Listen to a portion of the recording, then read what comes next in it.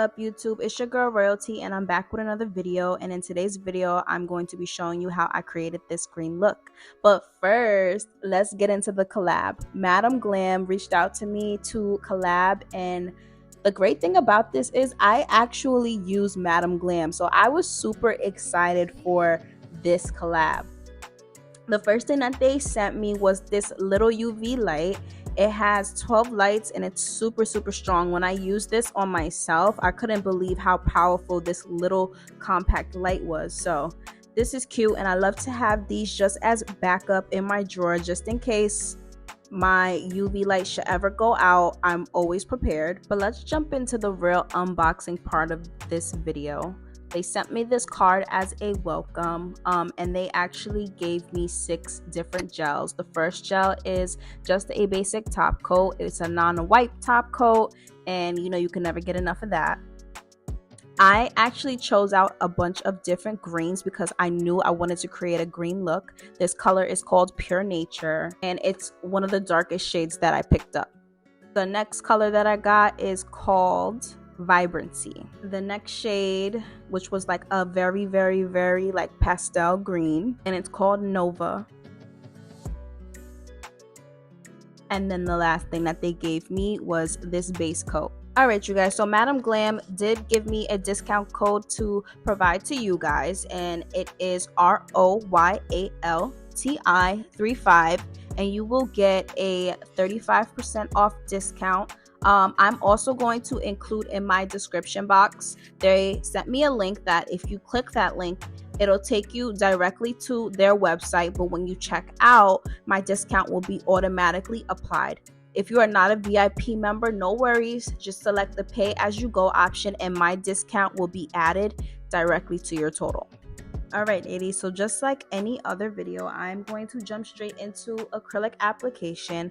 I did not include the prep this time. I feel like it has become very repetitive. If you need to see how I prep, you can go ahead and click literally any other video that I have uploaded because I walk you through it step by step.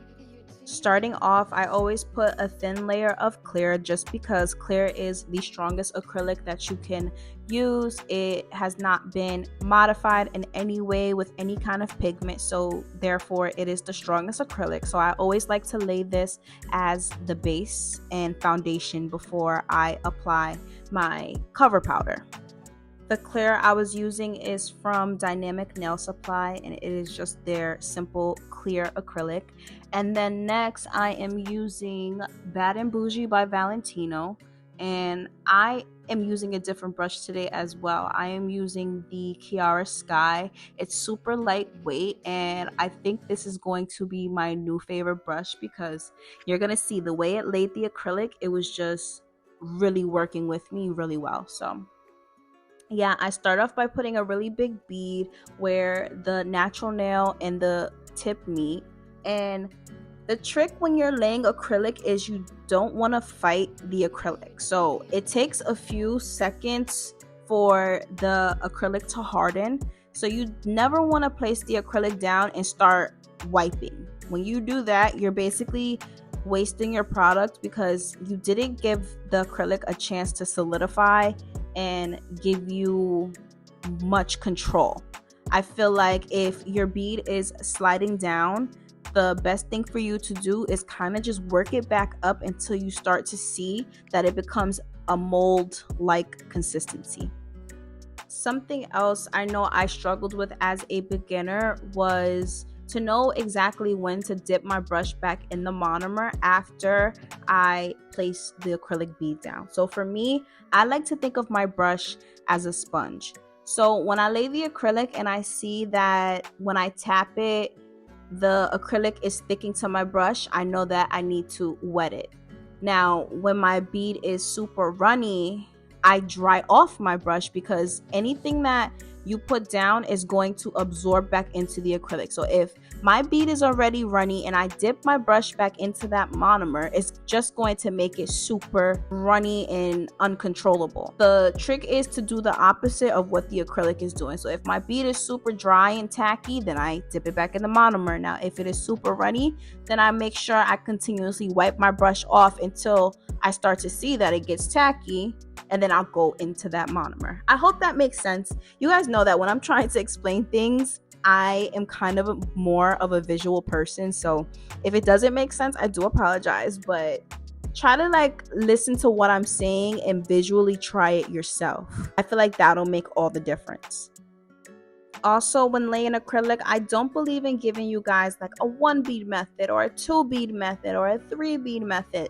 That doesn't work for me, just because sometimes in my room the temperature just doesn't necessarily work with the acrylic. So sometimes if my room is super cold, then the acrylic will be super runny, and then I have to go in with more beads because the acrylic would not form. Or if it's super hot in my room, then the acrylic bead will dry super fast. So it just really depends on you, and I always say there's no right or wrong when doing it. You just have to figure out what works for you. Also, remember that you do not need to apply so much pressure when you're laying your beads down. I'm almost like dusting the acrylic down. I am never applying too much pressure unless I am physically trying to drag the bead a little bit lower onto the acrylic. Other than that, it's very lightweight movements. You do not have to be heavy-handed, and the quicker I learned that, the quicker my application literally became perfect. When you master application, it cuts down your time significantly when you're doing nails, because you're not so much focused on fixing all the bumps that you've created with a sloppy acrylic application. Now, there's nothing wrong with sloppy application, but in the long run, I like for my nails to look like they don't even need to be filed when I'm finished. Like, as a nail tech, that is like the ultimate goal, because you'll realize, like I said, it cuts your time down significantly when the acrylic is already laid and all you really have to do is seal the cuticle. But I'll tell you a trick: when you're applying a cuticle bead, you can almost seal the cuticle with the way that you lay the cuticle bead. When I'm applying my cuticle bead, I always put it just a little bit below the cuticle area, and I use my brush and I work it up into there. You don't want to flood your cuticle because it will create lifting, and in the long run, if your client gets a lot of water trapped underneath, then it can create like fungus underneath their nails, and we don't want to give nobody fungus. So yeah, try to use a drier bead and tuck. Don't try to apply the acrylic right on the cuticle. I mean, some people can, but not me. I like to put it a little below it and then tuck it up in there, and that's how I get my application to look flawless. If you guys have any questions about acrylic application, again, you can feel free to comment down below and let me know exactly what you want to know about acrylic application. Now, while that's playing, you guys, so remember in the last video, I told you guys that I had 2 major things to tell you guys. So the cat's out of the bag. I got a collab deal with Madam Glam, which I said earlier, I am super excited because I actually use Madam Glam. Like, I actually bought so many different colors last year for around this time too, around fall. And I already had so many colors that I could have used, but I definitely wanted to feature the greens that I used in this look, because I just feel like green right now is giving abundance. It's giving an abundant lifestyle that I love. So that's been more of my vibe. So those are the colors that I chose. And last year I did get a lot of like burnt oranges and browns and burgundies, and greens was the only colors that I basically didn't get. So that's how that came about. But not only that, you guys, I have just moved into my suite. I moved into a luxury salon suite. Like, it's still so unreal to me, and it's a super scary step to take because I'm not in the comfort of my own home anymore. Now I'm in an actual workspace, and now I feel like I've been able to separate like work from home, because now I feel like home is literally just my sanctuary, where it's just me and my own pure energy, and my salon space is like, you got to get up and go to work. So I'm definitely loving it. Like, I cannot believe it. I am in the process of filming a suite tour. I don't know if I'm going to do a suite tour. I think I'm going to break it up in parts because I actually didn't finish decorating yet. I did start decorating, so I think that I am going to just include certain parts in daily vlogs so that you guys can get a real feel of how it's coming along. I feel like in this whole journey, this has been the most biggest risk that I've taken because I feel like now it's like make or break. Now I need to work on building my clientele, just like I've told you guys in my last video on how to become a nail tech. I have to focus and buckle down on building my clientele on a more consistent basis so that I can upkeep this suite. And I'm gonna be real with y'all, it's not easy because the way my suite works is you have to pay weekly a certain amount, and if you don't get clients, then you're still obligated to pay whatever the weekly amount is. So definitely, if you're thinking about getting a suite, I would suggest making a plan and don't rush it. I waited 2 years before I decided to get my suite, which in the long run, it helps me because at least I have some kind of clientele. But again, a lot of people don't like to come to home-based nail techs for whatever reason. The same reason why people don't want strangers coming in and out of their home. But now it's literally like no excuses. I have a space for you guys to come, and if you're ever in New York and you're watching this, I am located in Queens, New York. Definitely go ahead and book an appointment with me. And yeah, I'm so excited to start this new journey. With this, it leaves a new demographic of content that I can make for you guys. So definitely let me know what kind of content you would be interested in seeing from this point forward. I feel like this is really a new beginning.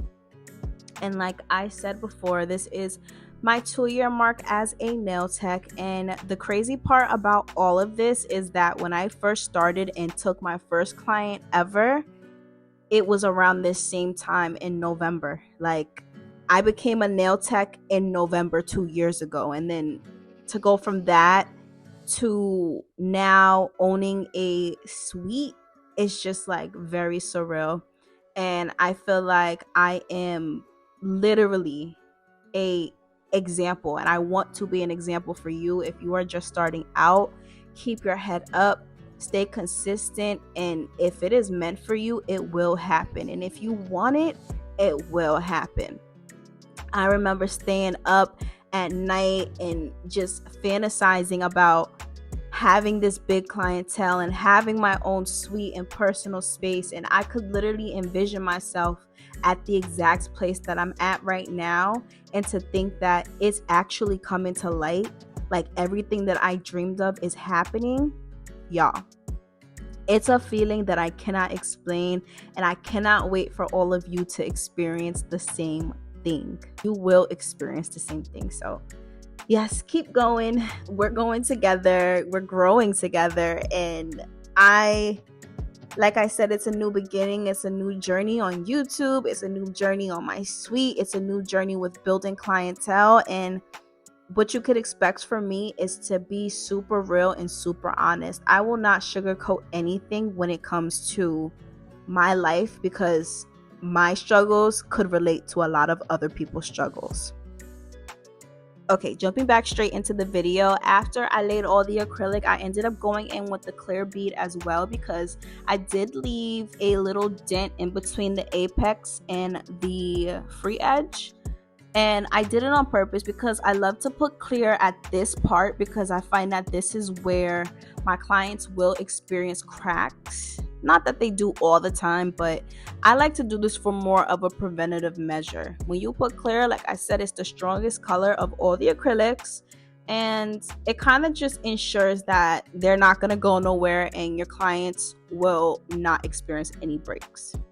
This part is completely optional. You do not have to do this. You can skip this step if that is what you prefer, but like I said, I like to think ahead of time, and this is more of a preventative measure for my clients that have the longer nail shapes. Moving on to shaping, I try to get very detailed with this.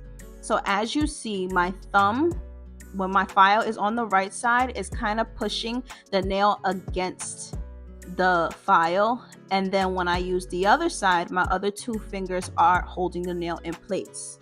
This allows the nail not to go crazy when you are filing, which will ultimately not create super sharp lines, and you know how I feel about crisp, sharp lines in that shape. In a little bit, I believe I'm going to turn the camera because I want you guys to see exactly how I'm holding the file from all angles. I don't know if it's now or later. Y'all, I'm recording this voiceover and I don't really know where I'm at because I'm having a ball. Yeah, you guys, so I definitely show you a little later. This is just the first shaping session that I had.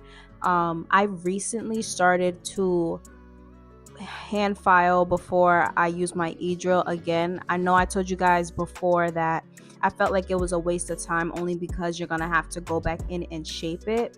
But for some reason, I feel like this method works better because it allows me to perfect the shape even more. So I don't go too crazy when I am filing at this part, but I definitely like to do it so that I can see the shape better when I'm e-filing. And then you're gonna see I learned a couple of new tricks with the e-file that just work for me. You're gonna see too, I feel like with the hand file you have more control, so I like to file out any bumps that I might have on top where the application was, because like I said, it's inevitable. Sometimes you will have some minor mishaps, and I feel like with the e-file sometimes you drill off a little too much at a time, and it might not be on purpose.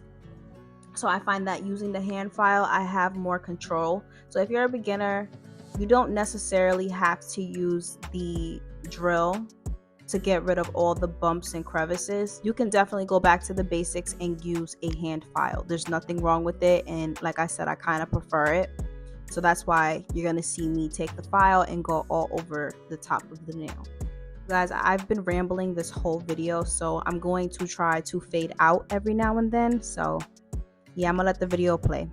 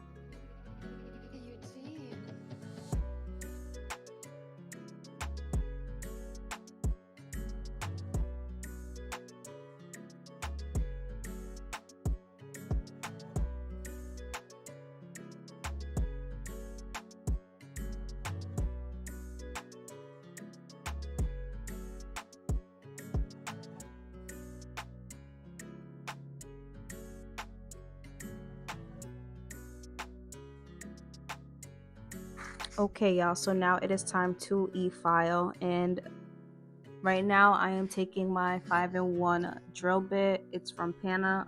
It's listed in my Amazon storefront if you want more details. But yeah, I'm going to seal the cuticle most importantly. That's kind of where I focused my e-file because, as I said, I used a lot of the hand file to smoothen out the surface, but anything that I did not perfect with the hand file, I do go in with my drill. My speed is around 8 RPMs, 8 to 10 RPMs. And yeah, it's pretty self-explanatory. So yeah, at this part, I like to go under the nail to get any of the plastic or acrylic that might have went under it while I was applying the acrylic, and I find that that makes such a difference. I also take that cone part of the 5-in-1 drill bit and I make kind of that C shape underneath. It's important that you hold the nail in place because sometimes the nail will kind of like bump against the drill and it can startle you and your client. But be very careful when you're doing this. You have to have really good control over your drill because sometimes the drill bit will go around the entire nail and it will give you a heart attack. I know as a beginner that used to happen a lot, and I would literally have a mini heart attack every single time. But yeah, that's one of the new tricks that I learned, is to file underneath the nail to remove that excess acrylic and plastic from that tip. I don't know what it is about this method, but it makes the nail so crisp. When I am filing the nail on the left side, I kind of push it in, and then when it's on the right side, I push it out. That's because if you try to go in the same direction on both sides, that's what's going to make your drill go into a crazy circle. So you kind of just have to maneuver. I love the fact that I've been a nail tech for so long, but I still watch nail tutorials to get other nail techs' techniques down.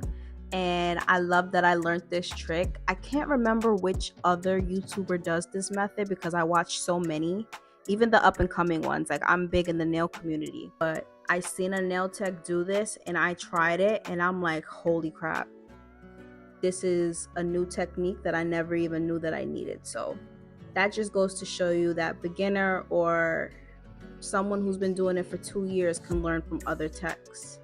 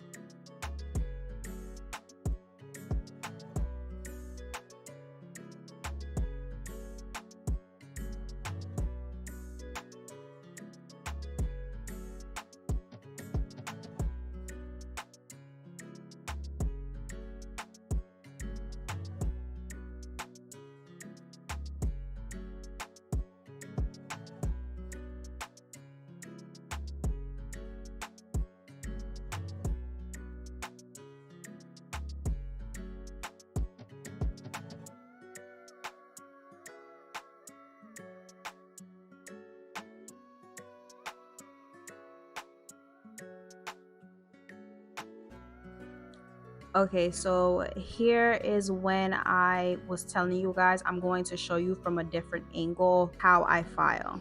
I tried to slow it down to show you guys exactly how I'm holding my file when I'm filing.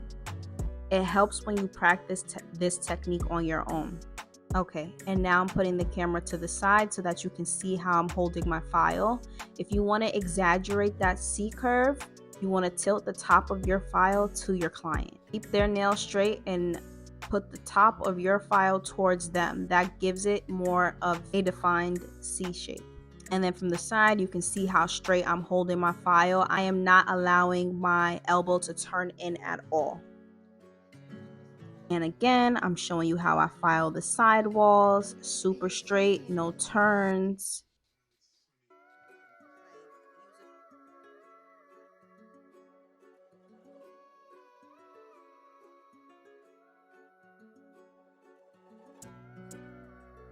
And then I like to do this method where I turn my file straight and I just file the side walls without connecting it to the skin. Me, I'm a visual learner, so I just wanted to show you guys more in depth how I get the looks that I get.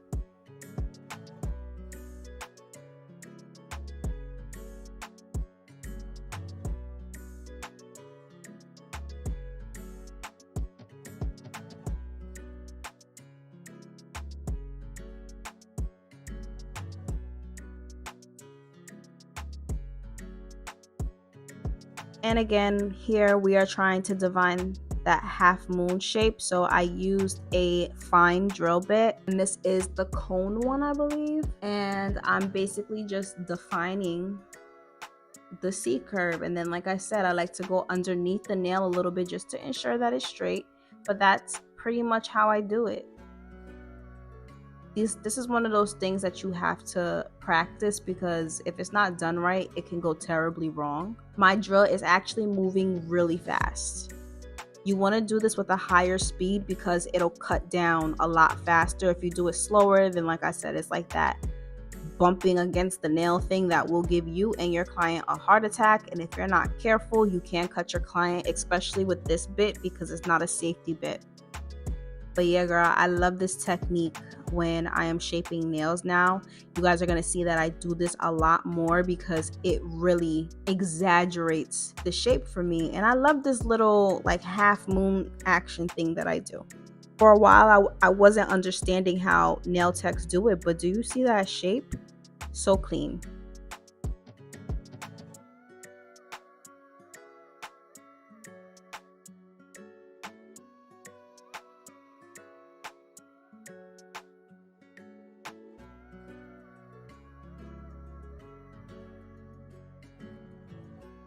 Always turn your client's hand over and make sure that from their view, it's super straight.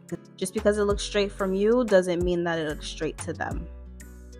Now I'm gonna take my buffer and I'm gonna buff it out, make it super smooth for the nail polish application, my favorite part.